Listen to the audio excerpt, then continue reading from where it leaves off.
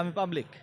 সকালে এসেছিলাম আমরা। সকালে আসার পরে যখন ৪-৫ ঘন্টা দাঁড়িয়ে থেকে বলল যে তেল শেষ, আপনারা বিকালে আসেন, ওদের মধ্যেই হয়তো দিয়ে দেবো আপনাদেরকে। ওই জন্য আবার আমরা আসছি আজকে।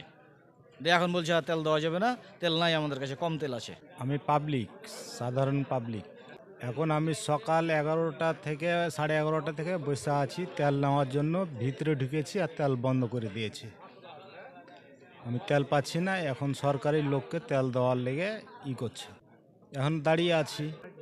জি, মানে পরবর্তীতে কি হয় দেখছি, তারপরে তখন যাবই। এখন ট্র্যাক অফিসার মানে তেলটা বুঝতে আছেন যে পরিমাণ আছে সেটা সরকারি কর্মচারী কর্মকর্তাদের জন্য আছে, কিন্তু পাবলিকের বেশি গাড়ি থাকার জন্যই মানে এই তেলটা দিতে পারছেন না আর কি। হ্যাঁ, এই তো ট্র্যাক অফিসার উনি এই জন্য মানে আছে অনেকক্ষণ থেকে, এখন গাড়ি সব যাচ্ছে না, দিতে পারছেন আর কি। হ্যাঁ, আমি একজন সাধারণ আর কি। আমার নাম লুৎফর রহমান। হ্যাঁ, আমি কর্ণখালী দাখিল মাদ্রাসার একজন।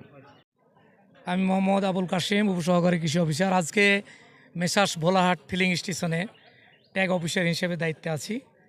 আজকে তেলের মজুদ ছিল প্রায় 4.5 লিটার। তো সেই সকাল থেকেই লম্বা লাইনে তেল দেওয়া হচ্ছিল। ইতিমধ্যে তেলের মানে রিডিং নেওয়া হয়। রিডিংয়ে পাওয়া যায় যে আর মাত্র 400-450 লিটার তেল আছে, যেটা রিজার্ভ হিসেবে ইসিল্যান্ড মহোদয় মানে রাখতে বলেছিলেন সরকারি কর্মকর্তা কর্মচারীদের জন্য। কিন্তু পাবলিক সেটা মানতে চায় না। তাদের কথা হলো আমরা লাইনে আছি, আমাদেরকে তেল দিতে হবে। বিধায় তখন থেকেই তেল দেওয়া স্থগিত রয়েছে। যে তেলটা হয়তো মোটামুটি 250 থেকে 300 লিটার আছে, যেটা ওই রিজার্ভ হিসেবে বা জরুরি কাজে ব্যবহারের জন্য। এটাই মানে মূল কথা। যদি ওরকম পরিবেশ হয় বা জরুরি মানে লোকজন বা সরকারি কর্মকর্তা কর্মচারীরা এখানে উপস্থিত হয়, তাদেরকেই মানে দেওয়ার মানে উদ্দেশ্যে এটা রাখা হয়েছে। এটাই হলো মূল কথা। তো এই ছিল আমার সর্বশেষ কথা। ঠিক আছে, আসসালামু আলাইকুম।